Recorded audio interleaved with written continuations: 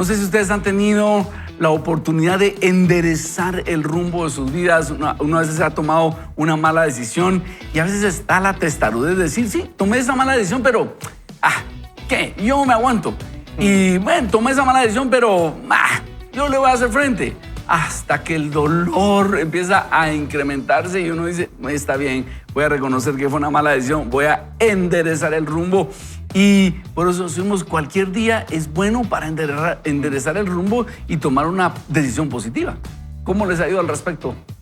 Viviéndola bajo el dolor que implica, yo lo he comentado aquí abiertamente, tuve un gran periodo de mi vida sin el Señor, donde lastimé muchas señoritas, de hecho hasta amigos por ser bully. Y entregué mi vida al Señor y uno diría ahí cambió todo. No, hubo una parte en mí que decía, mínimo lo viví. No. Mínimo lo hice. Muy bien. Y luego como al año el Señor literalmente me partió en dos. Ahí fue donde yo me partí la clavícula en dos. Y en el hospital el Señor me comenzó a llevar uno por uno. Uno por uno. Y fue la primera vez que me arrepentí. Wow. Me arrepentí por haber hecho esto. Y después tuve que emprender una odisea de buscar a personas. Ahí conocí yo el Facebook Messenger, miren, para contactar a otras personas a pedir perdón. Y tener que enderezar y decir, mira, sí, yo te hice bully y perdóname. Perdóname. A muchas otras personas, más en la parte de las señoritas, mejor preferí solo, Señor, perdón. Y ahí se quedó, ¿verdad? Tenemos que restablecer la comunicación. Pero es el sentimiento de decir, como ir cabizbaja, ¿verdad? Pero sabiendo que el Señor te está perdonando. Excelente. Y es la parte linda porque el mundo te dice, ay, ¿por qué ya te pusiste así? Si no es porque no estaba bien, no estaba correcto y era momento de enderezar. Y para enderezar había que limpiar el pasado. Buenísimo. Ricky y Flor, ¿cómo les ha ido? Bueno, yo igual que Rafa, yo la verdad es que crecí en un hogar cristiano donde me inculcaron del Señor. Sin embargo, tomé malas decisiones en el colegio, tomé malas decisiones en la universidad, pero llega el momento en el que el Señor me redirecciona y yo creo que me encuentra. Y últimamente he ido descubriendo que, según yo, en ese momento me conquistó, como cuando tenía justamente 18 años. Pero luego cuando empiezo a traer memoria, empiezo a recordar episodios donde Jesús siempre estuvo buscándome. Siempre hubieron personas que estuvieron guiándome al Señor, pero fue hasta los 18 años que yo tomé la decisión. Que era, el Señor me invitó muchísimas veces, pero a los 18 años el Señor definitivamente irrumpe mi vida y me cambia literalmente toda mi vida personal, mi vida académica, me cambia todo lo que yo había soñado y hoy puedo decir que en el camino en el que estoy no pediría nada más. Estar en el Señor creo que es lo más lindo que podemos experimentar. Buenísimo. Ese camino de la redención, ¿verdad? La verdad es que es lindo y si estuviera Alejandro Méndez aquí, nuestro buen amigo, diría cuánto dolor necesitas, ¿verdad? Yo creo que lo que decían muchas veces nosotros hemos necesitado mucho dolor para hacer algún cambio, pero la idea es que nosotros hoy podamos comprender que en el Señor tenemos que ser humildes para reconocerlo rápido. Yo últimamente he estado pensando en ese lío, Señor, ayúdame por favor a reconocer rápido, no quiero tener que vivir más dolor del que es necesario para poder volverme a ti. Y es eso, creo que todos tenemos una historia, mi historia es igual, o sea, el Señor verdaderamente me encontró en un momento de mi vida en el que me rescató y por eso es que yo, si algo me ha servido es poder vivir una vida enamorado de Él porque sé cuánto me ama, sé que nunca, cuando me recibió, no me reclamó, no me recibió y bueno, pero de aquí en adelante, sino me recibió con sus brazos de amor y ese amor fue el que me cautivó. O sea, literalmente cuando yo me sentí amado por Dios y pude no solo entenderlo de manera teórica, sino que poder percibir, sentir ese amor de Dios es lo que me hace caminar agradecido. Así que sí, creo que es una historia con la que todos nos debemos identificar de una u otra manera, ¿verdad? Buenísimo. Y yo quiero decirles que no solo debe haber arrepentimiento de cosas así escandalosas y fuertes. También en nuestra vida cristiana debemos empezar a hacer pequeños ajustes y a veces esos son los más difíciles. Porque, por ejemplo, pensemos en un arte. Si usted quiere aprender a tocar piano o guitarra, de 0 a 80% de tocar guitarra, usted va a tener un cambio bien evidente y en pocos meses usted va a decir, le van a decir a sus amigos, su familia, ya tocas guitarra, tocas piano. Y su avance va a ser extraordinario. Y eso es algo así como una conversión como la que nos narra Rafa o Flor. Pero después de eso, mejorar un 1%, cuando usted ya toca, mejorar un 1%, te va a costar otros 6 meses, ¿ya? Y algo así es la vida cristiana también. Uno tiene la conversión y el cambio es evidente, pero luego hay pequeñas cosas que Dios quiere ir cambiando en nosotros y van a requerir mucha humildad y mucho empeño de parte nuestra para cambiar esas pequeñas cosas y tal vez no se va a ver tanto el cambio, pero es necesario seguir ese proceso de arrepentimiento. Y en ese contexto entonces vamos a leer Lucas capítulo 15, versículos 11 en adelante, en donde Jesús nos narra una historia de alguien que había tomado malas decisiones, pero enderezó el rumbo de su vida y eso nos da esperanza. Así que después de esta breve presentación, arrancamos con la lectura de hoy. El crecimiento personal inicia con la lectura de la Biblia. Vaya con Dios. Y el versículo 11 empieza así. También dijo, un hombre tenía 2 hijos y el menor de ellos dijo a su padre, Padre, dame la parte de los bienes que me corresponde, y les repartió los bienes. No muchos días después, juntándolo todo, el hijo menor se fue lejos a una provincia apartada y ahí desperdició sus bienes viviendo perdidamente. Y cuando todo lo hubo malgastado, vino una gran hambre en aquella provincia y comenzó a faltarle. Y fue y se arrimó a uno de los ciudadanos de aquella tierra, el cual le envió a su hacienda para que apacentase cerdos.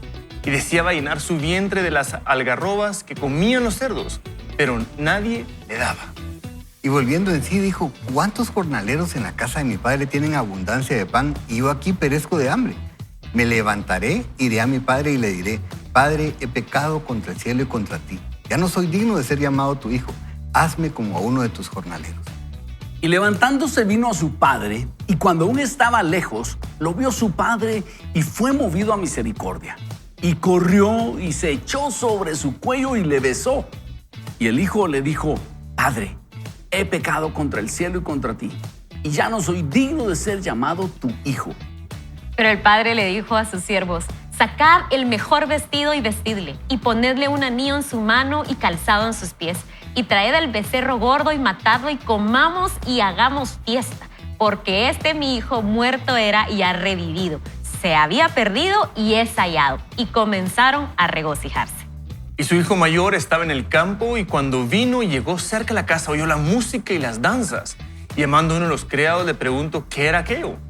Él le dijo, tu hermano ha venido, y tu padre ha hecho matar al becerro gordo, por haberle recibido bueno y sano.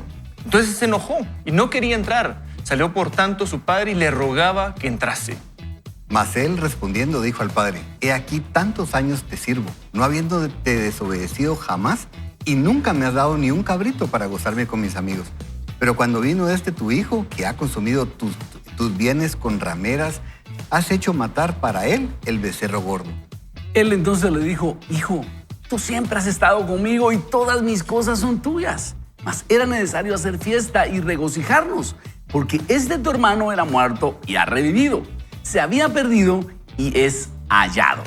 Bien, tenemos aquí una joya, una historia preciosa de este padre que tiene 2 hijos y uno toma una muy mala decisión, decide apartarse del padre a vivir una vida perdida. Pero gracias a Dios toma una muy buena decisión, como decía Ricky Chacón hace un momentito, llega a un punto de dolor tal que reflexiona.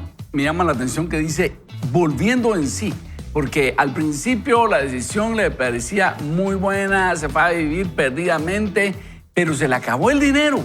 Y a esta región vino una gran hambre, una tremenda devaluación, una recesión económica. Y el único trabajo que pudo conseguir este muchacho, y hablando en el contexto de los judíos, fue cuidar cerdos. Era el peor trabajo que le podían haber descrito.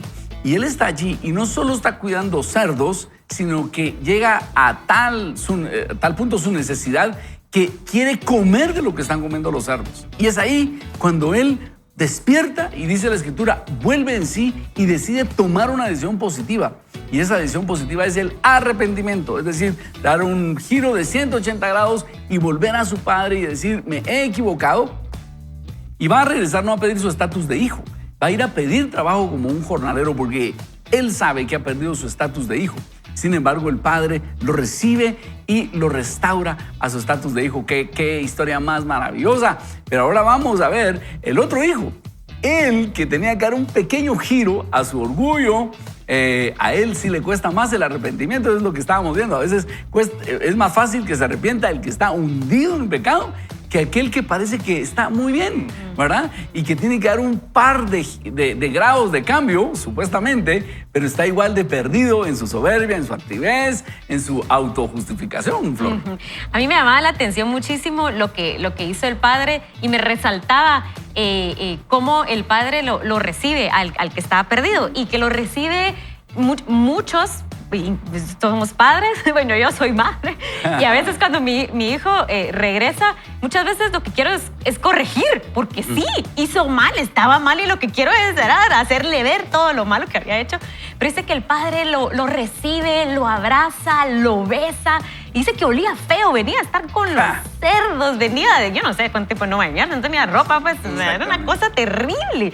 Pero entonces él lo abraza, lo besa, pero y después no solo hace eso, sino le agrega ciertos elementos. Y encontré un comentario que me pareció tan interesante porque ayer estaba estudiando con una de mis hijas y cabal estaba aprendiendo lo que uno quiere y lo que uno necesita. Está aprendiendo las palabras en inglés, ¿verdad? Lo que quiere y lo que necesita, y le estaba tratando de explicar. Es que hay cosas que tú necesitas, como la comida, como el vestir, hay cosas que tú quieres. Y después cuando estaba leyendo esto dije, el Señor no solo sabe lo que necesitamos, sino lo que nuestro corazón está anhelando. Y me llamó la atención este pasaje o este comentario bíblico, porque dice que los regalos del Padre tenían un simbolismo especial. El mejor vestido era señal que le estaba volviendo a colocar esa posición importante, esa posición de hijo. El anillo, un simbolismo de autoridad. El calzado, una habitual indicación de lujo, ya que los siervos y la gente común de ese entonces ni siquiera usaba calzado. Y el becerro indicaba que era una ocasión especial, puesto que la carne no era algo que sucedía. Y yo dije, el padre no solo le dio lo que necesitaba, sino llenó su corazón volviéndolo a poner como ese hijo. Era ya no el que estaba perdido, él regresó como queriendo ser un siervo, aunque sea en ese lugarcito pequeño, pero el Señor restauró, el Padre restauró su corazón con todos estos extras que colocó en su vida. Y me llamó mucha atención porque yo creo que hoy el Señor tal vez no solo quiere darte lo que tú necesitas y lo pequeño que tú incluso decís, aunque sea esto, Señor, sino Él quiere restaurar tu corazón por completo y tu identidad a su totalidad, ¿verdad? Excelente. No, y la verdad que es genial, amigos, cuando uno entiende en esta historia que Jesús nos cuenta, donde el Padre es un simbolismo de Dios, ¿verdad? Es Dios cómo nos recibe cuando nosotros podemos pecar. Y cuando uno agarra el primer hijo, como nos comentaba Flor, uno dice, ahora es que ese sí se le fue bien la onda. O sea, es que qué intenso Dios. Y cuando lo comparamos con lo que decía Ronnie, con el segundo, dice, pero el otro sí, la verdad que todo el tiempo que estuvo ahí. Y el problema en el que podemos caer, amigos, es, no sé si vieron las historias, tal vez Flor y yo un poquito más catastróficos, vamos a decir. Ricky hizo el amague, pero la verdad que yo creo que él nació santo o algo así, pero y vamos a ver, igual que Ronnie. No, pero amigos, y es tan importante porque el peligro que puede tener es, tal vez no tienes una historia así tan densa, tan confrontativa, y decir, bueno, pues yo no estoy tan mal. Y que pensemos por un momento de que somos dignos todos de ese llamado que Dios nos hace. Porque la verdad es que no lo somos. Entonces, cuando entendemos que no lo somos, sino que es digno de Él llamarnos, nos llena de ser abrumados por su amor, y damos gracias por su gracia, por su misericordia todos los días. Entonces no dejamos que ese orgullo que en el segundo puede comenzar a hacer, y lo cual te permite entonces tomar esas nuevas decisiones y decir, bueno, ¿por qué no ahora yo también me voy a alegrar con mi hermano? ¿Y por qué no voy a corregir yo las malas palabras o los malos pensamientos en el tráfico o lo que sea? Y uno va creciendo y decir, Señor, yo sé que no lo merezco nada, no lo merezco, yo no tengo ningún mérito, porque es por gracia y no por obras, porque no es porque no podamos, es que es imposible lograrlo. Entonces, cuando uno comienza a entender, decir, Señor, es por agradecimiento de lo que tú me estás haciendo que yo puedo llegar a ti, y comenzamos a caminar ese caminar en cualquier circunstancia de lo que estamos. Y lo lindo, amigos, no para abusarlo, pero vemos esa actitud de Dios, porque a veces uno puede decir, yo no voy a ir a la iglesia porque con lo que hice, o yo no voy a ir a hablarle a tal persona porque con lo que hice. Nuevamente, no hay uno que sea perfecto excepto a Jesús. Y por eso podemos venir confiados ante el trono de la gracia, dice la palabra. Decirle, Señor, perdóname, he fallado. Y cabal, como nos explicaba Flor, no vamos a tener un padre que decir, bueno, pues entonces ahora te vas a castigar 10 veces, sino es, qué bueno que regresaste. Eso es lo que he estado esperando, Ricky. Es impresionante, la verdad es que es uno de esos pasajes que uno podría hablar todo el día y uno se goza porque nos identificamos mucho con ese padre amoroso. Yo quisiera pedir a la producción que pusiera una imagen, porque fíjense que hay un libro que se llama El regreso del hijo pródigo, lo escribió Henry Nouwen, y él habla mucho acerca de una pintura que hizo Rembrandt. Ahorita la pintura está en el museo, en el Hermitage en San Petersburgo, ahí en Rusia, pero es una imagen que es impresionante porque por lo menos para mí, porque yo soy muy visual, ¿verdad? Entonces me gustan las imágenes. Es impresionante ver ese momento, ¿verdad? Cómo lo representa el pintor, por supuesto no sabemos cómo fue exactamente, pero ver la actitud del padre cuando recibe a su hijo, ver al hijo cómo llega, como decía ahorita Rafa, o sea, no llega con aquella actitud de, bueno, pues te voy a hacer el favor de regresar, sino que cuando vemos cómo lo representa ese hijo tirado a los pies del papá pidiéndole perdón, que había repetido, porque fíjense que él hasta había practicado el momento, porque dice, voy a ir con mi padre y le voy a decir, lo practica, en el camino como que va practicando, llega y se lo dice textualmente. Podemos ver a ese hijo, ¿verdad? Con el calzado destrozado, su ropa toda haraposa, ver las manos del padre. Yo le recomiendo que después usted busque esta imagen y la analice, porque si mira sus manos, las manos del padre, una es más fuerte que la otra, representa la gentileza del padre con la firmeza del padre, pero uno puede ver la actitud de los que están alrededor, ¿verdad? Y ver al hermano mayor con aquella cara de decir, ¿cómo es posible? O sea, ¿cómo lo puedes recibir de vuelta? Entonces, a mí me ha servido mucho verlo. Es más, Evelyn, mi esposa, lo tiene colgado en su oficina, porque nos ayuda siempre a recordar que nosotros todos tenemos un poco del hijo menor, pero tenemos mucho del hijo mayor. Y en sí, la historia creo que nos lleva a comprender que no es que querramos convertirnos en ninguno de los dos. Nuestro llamado es a convertirnos en el Padre, en ese Padre amoroso que puede recibir a cualquier persona en cualquier momento, que podemos extender gracia y misericordia como Dios lo ha hecho con nosotros. Y eso cambia completamente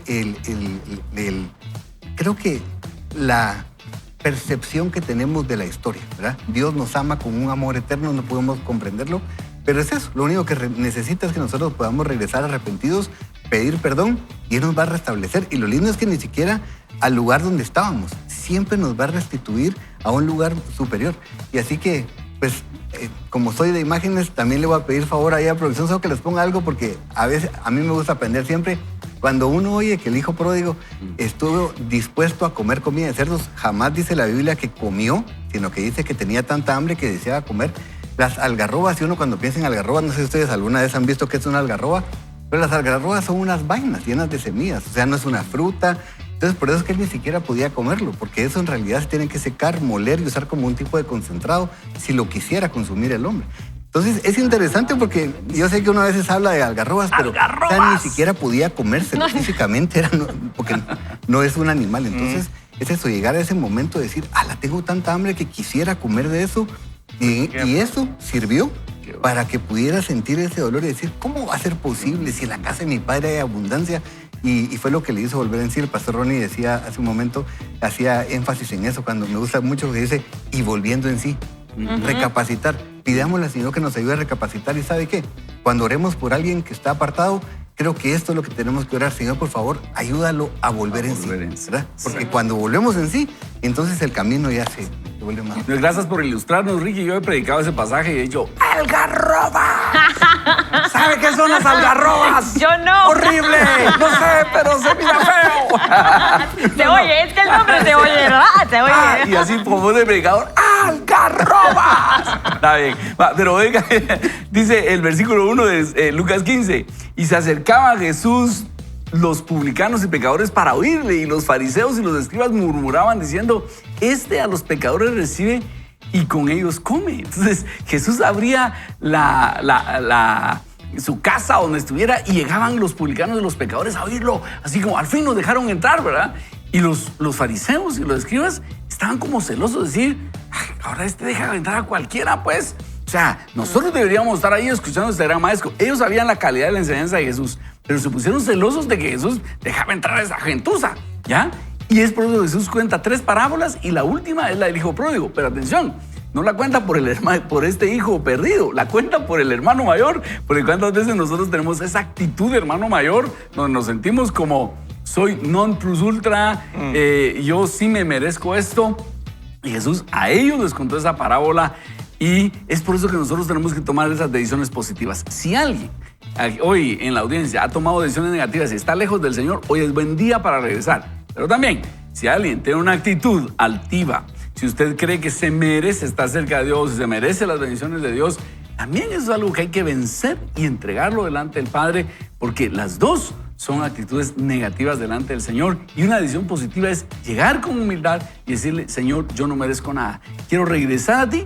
Si has estado en inmoralidad y si has estado en altivez y orgullo, en autojustificación, igual, Señor, yo necesito ser humilde porque necesito tu gracia. ¿Qué tal si oramos y le decimos, Padre, hoy llegamos delante de ti a pedir tu gracia y dispuestos a tomar decisiones positivas, Señor? Queremos hoy acercarnos a ti con humildad, con la humildad de aquel hijo perdido y con la humildad que necesitaba el hijo mayor. Tomar decisiones positivas es acercarnos a ti con esa humildad. En tu nombre oramos, Señor. Amén. Amén. Vaya con Dios. Vamos a continuar entonces con nuestra lectura. Hoy tenemos la recta final de nuestro libro. Mire, ya lo tengo al revés. Gobierna tu día. Es que aquí hasta al revés. Gobierna cómo agarras el libro.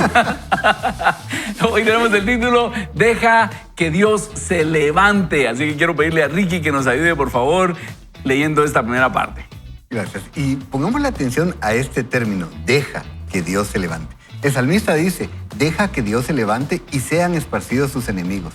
Deja significa que tienes que permitirlo, es decir, en tus pensamientos.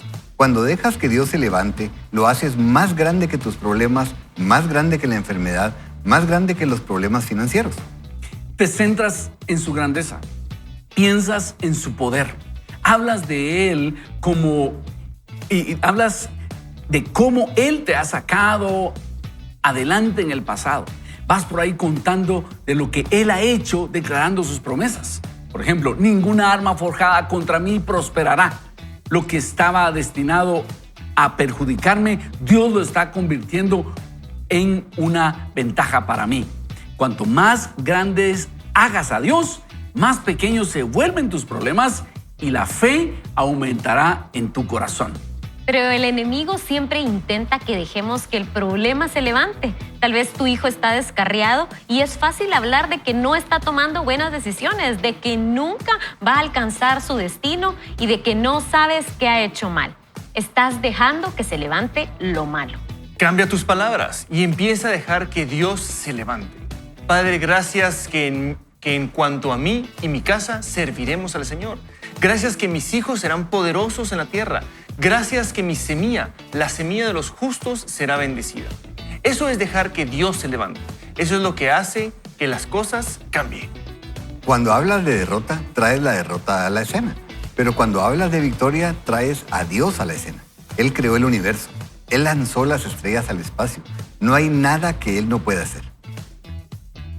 Tal vez tengas problemas con tus finanzas, tu negocio está lento o te han despedido en el trabajo. Puedes dejar que se levante esa derrota y sentirte desanimado y preocupado, o puedes dejar que Dios se levante y decir, Padre, gracias que prestaré y no pediré prestado. La economía no es mi fuente, tú eres mi fuente. Dijiste que me prosperarías incluso en el desierto. Cuando dejes que Dios se levante, la Escritura dice que tus enemigos serán dispersados. La depresión, la carencia y los problemas no pueden enfrentar a nuestro Dios. Cuando dejas que Él se levante, las cadenas que te han retenido se rompen. Los problemas que parecen permanentes cambiarán.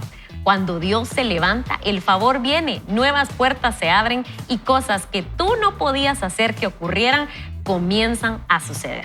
Ahora la pregunta es, ¿estás dejando que Dios se levante o estás dejando que el problema se levante? Es muy importante que durante todo el día mantengas un canto de alabanza en tu corazón. En lugar de preocuparte, de pensar en todas las cosas que están mal y lo que podría no funcionar, en tu mente debes decir, Señor, gracias porque no hay nada que tú no puedas hacer. No hay montaña que tú no puedas mover. Eres un hacedor de caminos, un guardián de promesas, un hacedor de milagros. Toma el mismo tiempo que normalmente usarías para preocuparte y conviértelo en tiempo de adoración. Eso no es solo ser positivo, eso es dejar que Dios se levante. Eso es lo que permite que la fuerza más poderosa del universo obre a tu favor. Y aquí el autor nos da un regalo y queremos igualmente darte este regalo, amigo. Y antes de digerir este párrafo que nos acaba de compartir el autor, quiero decirles que es importante cómo nosotros nos sentimos y la fe con que encaramos los problemas. Porque muchas veces podríamos pensar, si es la voluntad de Dios, va a suceder sin que yo intervenga.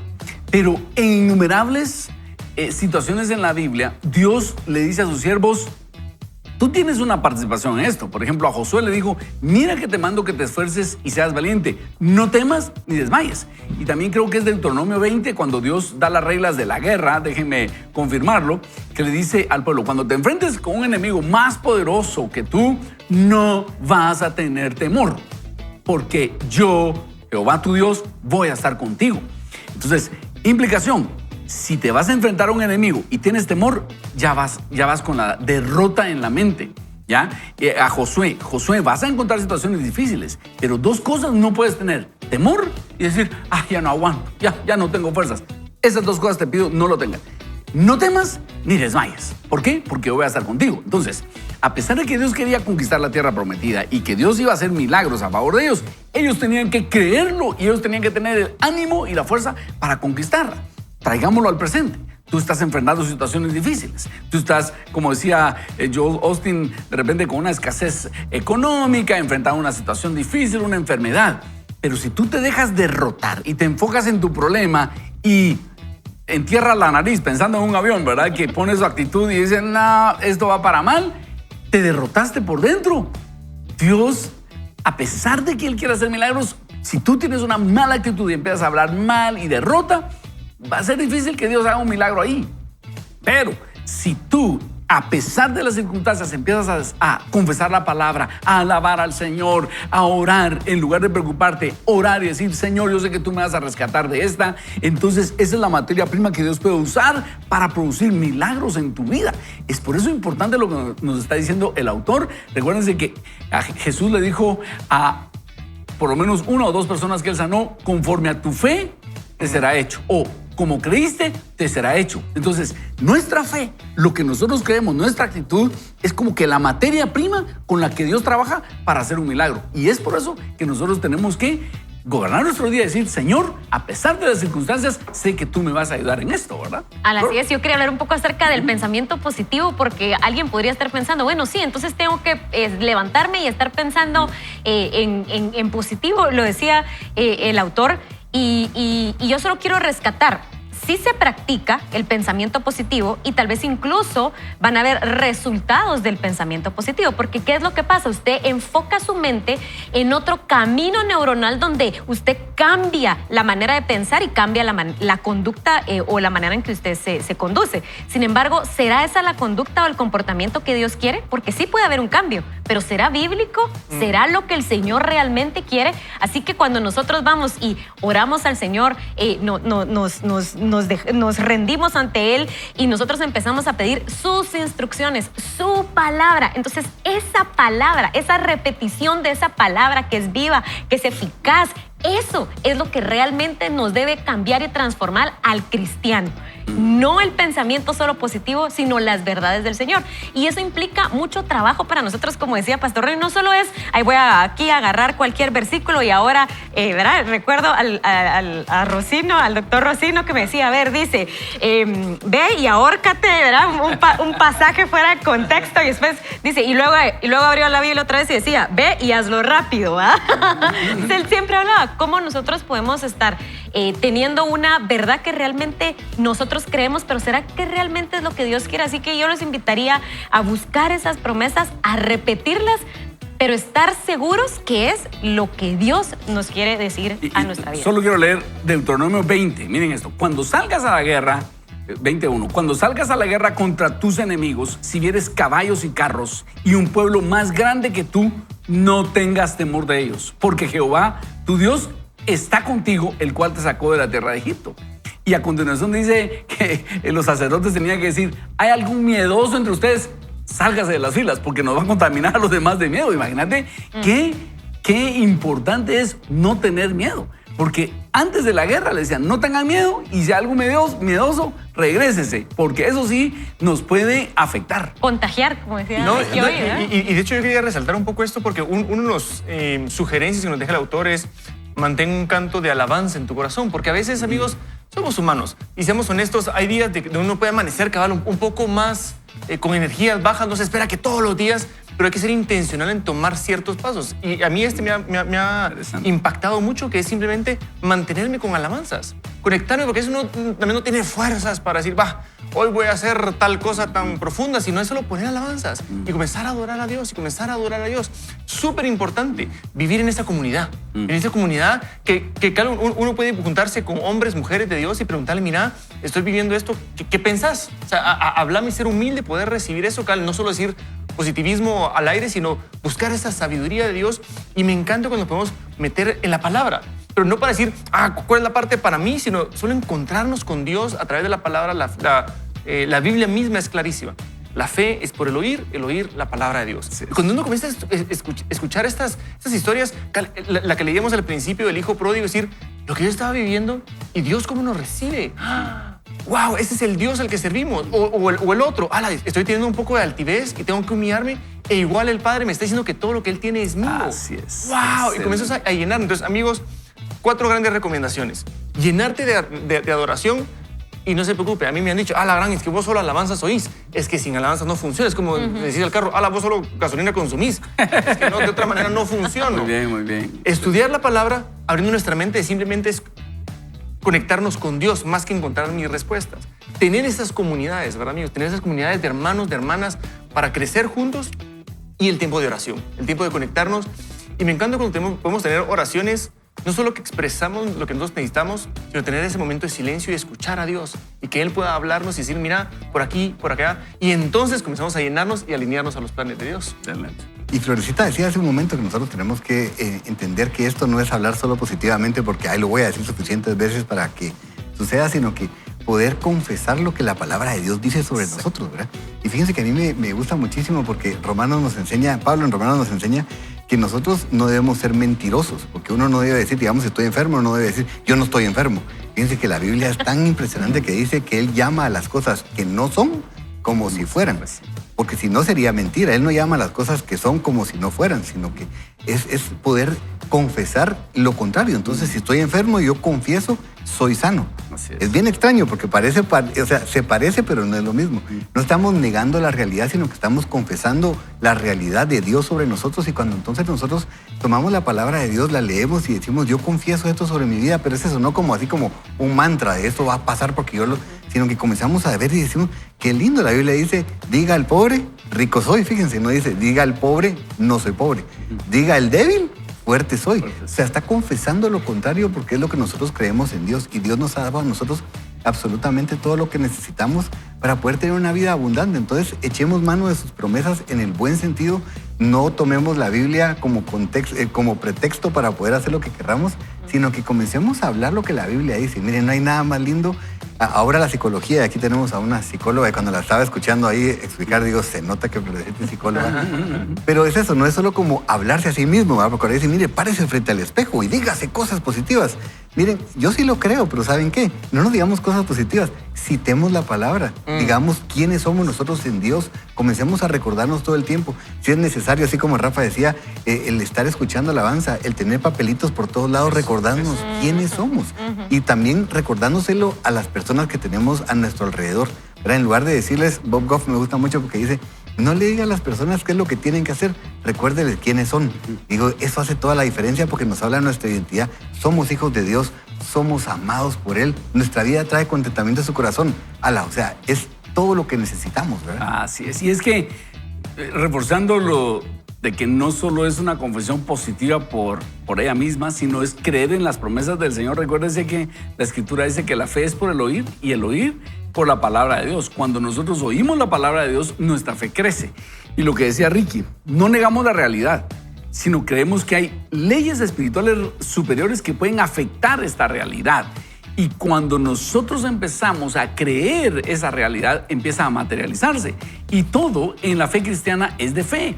o en la vida cristiana es de fe. Cuando oramos a un Dios que no vemos, pero creemos que nos está escuchando.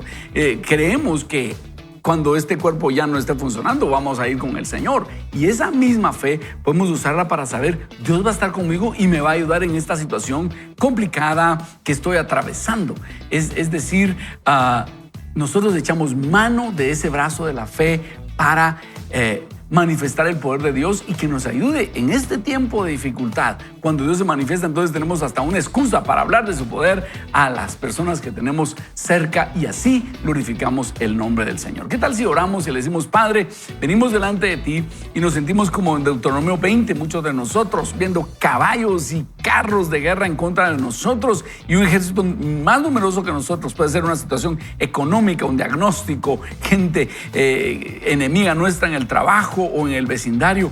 Pero hoy venimos a pedirte, Señor, que tu presencia nos afirme y nos recuerdes que tú estás con nosotros. Y hoy nos deshacemos del temor y nos deshacemos igual de esa concepción de que ya no aguantamos, ya no tengo fuerzas. Nos quitamos eso y decimos, mira que te mando que te esfuerces y seas valiente. No temas ni desmayes, porque yo soy Jehová tu Dios que estará contigo a donde quiera que vayas. Sabemos que tú estás con nosotros y tú nos vas a dar la fuerza y tú vas a cambiar las circunstancias y tú puedes abrir caminos en el mar, Señor. Tú puedes hacer que haya comida en el desierto. En ti confiamos, Señor. Tú nos vas a ayudar. En tu nombre oramos. Amén. Amén. Vaya con Dios. El sprint final de nuestro libro Gobierna tu Día de Joel Osteen. Así es, y él en las últimas páginas nos resalta este subtítulo y es Toma el manto que te pertenece. Y él hace aquí un pensamiento, bueno, Joel, todo esto suena bien, pero no creo que vaya a levantarme de nuevo.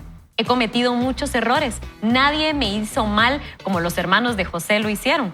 Yo mismo me he buscado los problemas. Jesús contó una historia sobre un joven así en Lucas 15. Él le pidió su herencia a su padre antes de tiempo.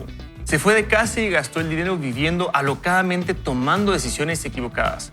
Cuando se quedó sin fondos, consiguió un trabajo alimentando cerdos en un campo. Desesperado y hambriento, deseó comer de la comida de los cerdos. Entonces se puso a pensar en su casa y en cómo incluso los sirvientes de su padre tenían comida mientras él estaba en el campo muriéndose de hambre. La Escritura dice, y volviendo en sí, me levantaré e iré a la casa de mi padre. Tomó la decisión de que no se iba a quedar en esa derrota. No iba a quedarse deprimido, sintiéndose culpable, castigándose a sí mismo. Se iría a su casa. No sabía cómo respondería a su padre, pero cuando el padre lo vio a gran distancia, empezó a correr hacia su hijo. Lo abrazó y lo besó. El hijo llevaba la ropa sucia y maloliente del campo de los cerdos. Y lo primero que dijo el padre fue, ve a buscar la mejor túnica y pónsela a mi hijo. No era una túnica cualquiera. No era una túnica usada, ni una de segunda mano. No, era la mejor túnica. Es interesante que Dios le dio a José una túnica real de influencia, un manto de autoridad. Y él le dio a este joven una túnica de honor, un manto de favor. Ambos se levantaron de lo que los retenía. La diferencia entre los dos es que Dios hizo que José se levantara. No tuvo que hacer nada para que sucediera. Simplemente siguió honrando a Dios, siendo lo mejor, y el faraón lo llamó. El hijo pródigo tuvo que tomar la decisión de que no iba a quedarse desanimado y derrotado y pensando en todos los errores que había cometido. Si no hubiera dicho, me levantaré, nunca habría visto el manto de favor. Me pregunto si estás esperando que Dios haga algo por ti cuando Él está esperando que digas, me levantaré. No voy a ir por la vida castigándome, viviendo condenado. Sí, he cometido errores, pero sé que estoy perdonado. Sé que he sido redimido. Si te levantas, hay un manto de favor esperándote, un manto de honor. Yo creo que pongas atención a la frase que viene porque es impresionante. Los errores que cometiste no cancelaron tu destino. Oye esto, los errores que cometiste no cancelaron tu destino. Deja de escuchar al acusador que te recuerda todo lo que has hecho mal. Dios ya te ha perdonado. Ahora perdónate a ti mismo y sigue adelante. Es hora de levantarse e ir a la casa de tu padre. La Escritura dice, una buena persona cae 7 veces, pero se levanta de nuevo. Encuentra tu fuego de nuevo. Recupera tu pasión. Nada de lo que has hecho es demasiado para la misericordia de Dios. Él sabía de cada error que cometeríamos. Él ya ha tomado en cuenta nuestros desvíos equivocados. Él tiene un plan para nuestra vida. Ahora levántate y ve a buscar ese manto que te pertenece. Cuando los vientos soplen en tu vida, cuando las tormentas lleguen, recuerda este principio. Hay rebote en tu espíritu. Puedes doblarte, pero no te vas a romper. Como la palmera vas a volver a levantarte a lo largo del día. Deja que Dios surja en tus pensamientos.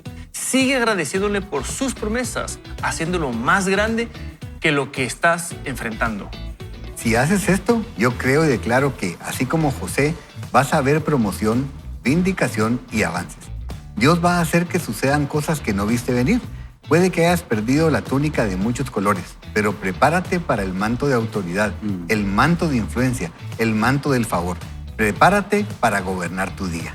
Wow, impresionante lo que nos dice aquí Joel Osteen y hace este paralelismo entre la túnica que su padre le dio a José cuando le da esa túnica de colores y ahora viene el hijo pródigo y sucede lo mismo. El padre cuando lo ve dice, vayan a traer un vestido que representa honor, ¿ya? Y si usted se da cuenta, ese vestido es Jesús.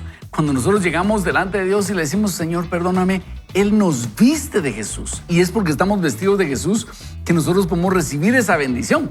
De hecho, cuando Jacob obtiene la bendición de su padre, se vistió de Esaú. Y uno dice, pero ¿cómo le pudo haber funcionado un engaño y recibir la bendición de su padre? Estaba vestido de Esaú. Pero es una representación de lo que nosotros vamos a hacer. Nuestro hermano mayor Jesús nos presta su ropa para que nosotros olamos a Jesús y nos presta su vestido para que nosotros estemos cubiertos de Jesús. Y cuando llegamos delante del Padre, llegamos y decimos, Señor, ¿me puedes bendecir? Y el Padre nos huele y dice, hueles a mi Hijo Jesús. Nos palpa y dice, pues eres como Jesús. Porque de Cristo estamos revestidos y recibimos la bendición de Cristo Jesús. Por eso dice aquí, a la que me impresionó esa línea de Joel Osteen y es bastante atrevida, ¿verdad? Pero los errores que cometiste no cancelan tu destino. Esa es la misericordia de Dios. Esa es la misericordia de Dios, amigo. Así que créetelo, creámoslo. Los errores no han cancelado mi destino. Regreso a la casa del Padre antes que nada para disfrutar del amor que Él tiene para mí, ¿verdad? Así es, sí. Y nosotros podemos seguir viviendo como condenados, como tachados, como sucios, pero ¿sabes qué? Eso es lo que el enemigo quiere, eso es lo que te inhabilita. Pero cuando nosotros justamente comprendemos que es a través de Cristo, que nosotros no somos nada, sino a través de Él es que somos renovados, es que somos transformados y es que tenemos el privilegio de bendecir a los demás, eso cambia tu perspectiva. Y yo quiero sacudirte porque el autor lo que está diciendo es toma tu manto que te pertenece. Eso es lo que Él te está haciendo para terminar. ¿Sabes qué? No dejes que tus pensamientos, tu pasado, tus malas acciones te sigan gobernando, sino decide creer quién es Cristo y por el cual ahora tú tienes un nuevo destino. Deja de vivir como víctima. ¿Cuántos en muchos momentos nos derrotamos y vivimos como víctimas? Diríamos aquí en Guatemala, es un chiste guatemalteco diciendo vivimos como víctimas y entonces los demás tienen que hacer todo por nosotros, los demás tienen que venir a ayudarnos, alguien tiene que extender, pero nosotros tenemos la capacidad, porque Dios nos la ha dado a través de la sangre de Cristo, de movernos y decir sigamos adelante. Y en esa línea, Flor, me encanta porque es motivarnos, ¿verdad, amigos? A mí un pasaje en Hechos que me fascina que dicen, ya vienen aquellos que vienen a trastornar el mundo. Y me encanta poder ser parte de ese grupo, amigos, de decir que nosotros no venimos cabal a solo defendernos y ya no puedo hacer esto y lo que me está pasando. A veces tenemos pruebas difíciles que vivir, pero venimos a conquistar, venimos a llevar las buenas noticias. A mí había un predicador, que no sé si era Dante, ya no me recuerdo quién era, que dice, ¿cómo te sentirías si el jefe en tu trabajo te dice, mira, te espero en mi oficina porque tengo buenas noticias para ti? A la gran, uno ya ni duerme. Entonces, imagínense ahora el presidente de un país le dice, mira, es una cita porque tengo unas buenas noticias para ti. No se puede imaginar tantas cosas.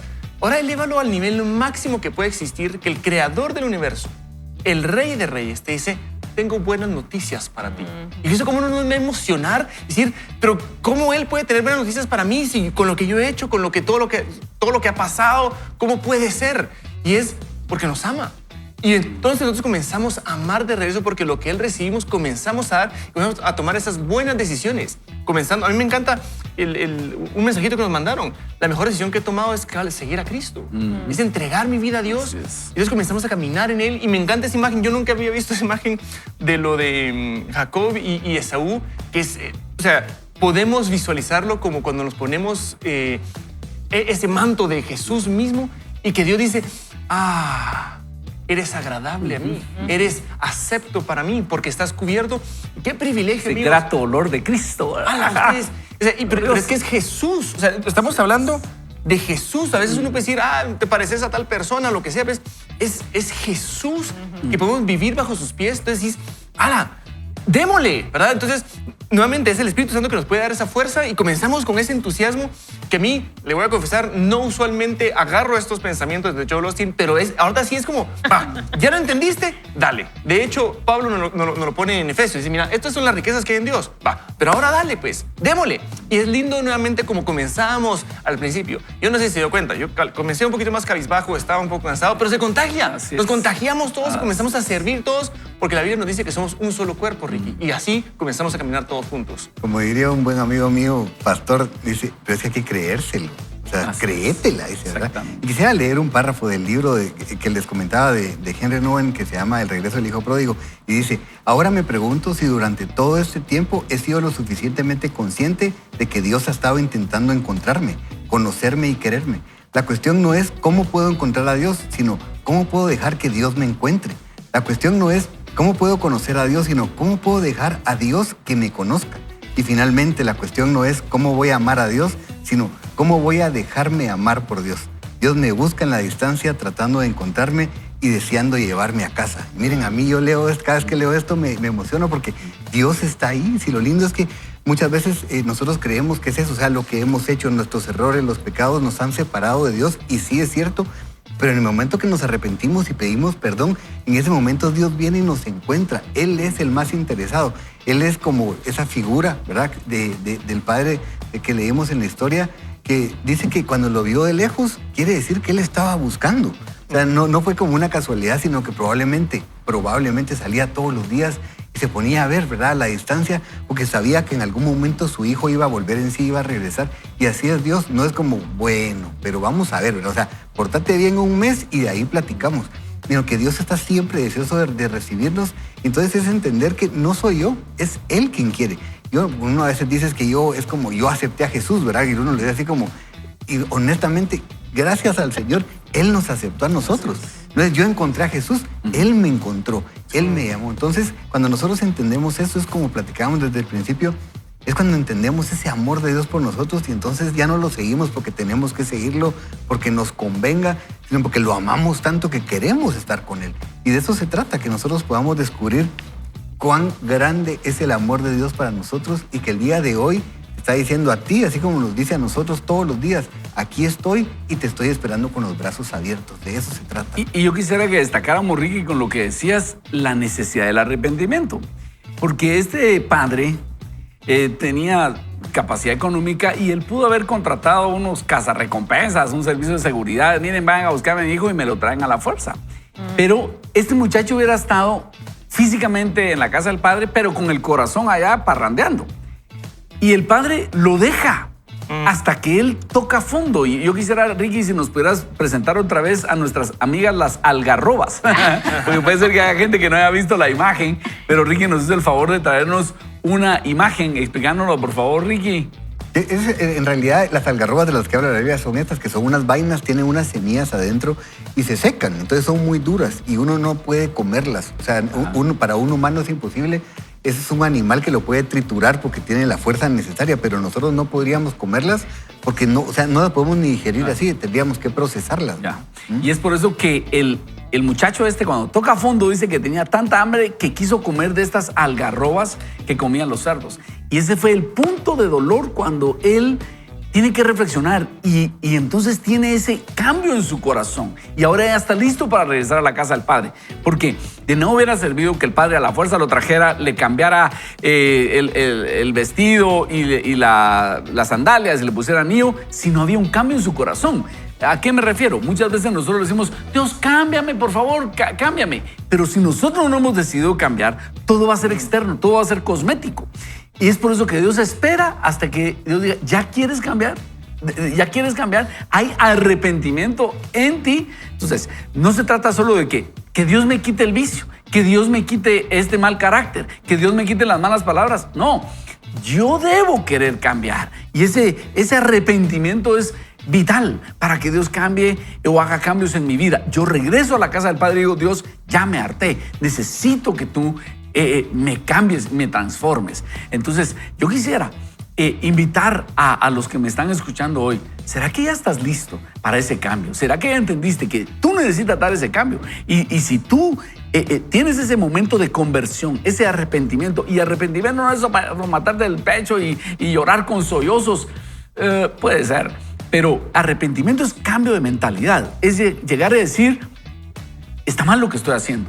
Este vocabulario, este carácter descontrolado, este vicio, esta vida sexual desordenada, no me está trayendo nada bueno. Dios, ayúdame a cambiar. Eso puede ser llorando o sin llorar, pero tiene que ser una reflexión profunda, de decir, hoy yo quiero cambiar. Y ahí empieza el proceso del cambio. Nos entregamos al Señor y Él entonces continúa ayudándonos, pero necesitamos desearlo desde lo profundo de nuestro corazón. Yo quisiera invitarte a que, si tú lo quieres hacer, hagamos una oración juntos y le digas, Señor Jesús, hoy entiendo que necesito cambiar. Hoy necesito empezar a gobernar mi día, a gobernar mi vida. Y por lo tanto, Señor, quiero entregar mi vida a ti, porque necesito que tú me cambies. Y es más, quiero que tú gobiernes mi vida, Señor. Quiero que tú me cambies y me transformes. Mi carácter descontrolado, este vicio, esta forma de gastar descontrolada, esto está acabando con mi vida, Señor. Mi vida sexual desordenada, o todo eso junto, ya no aguanto. Yo te necesito, Dios. Mi vida es incontrolable y te necesito. Ayúdame, Dios. Como el hijo pródigo, regreso a la casa del Padre. Ayúdame. Hoy me arrepiento delante de ti y te pido, cámbiame desde dentro. Te recibo como mi Señor y mi Salvador. Transfórmame desde el corazón, Señor. Ven a habitar plenamente en mí y guíame el resto de mis días. Quiero tener la certeza de que soy tu hijo, que tengo un cambio profundo, que me vistes de ti, Jesús, y que a partir de hoy me tomo de tu mano. Gracias, Señor. Te recibo como mi Señor y mi Salvador y camino de tu mano al resto de mi vida.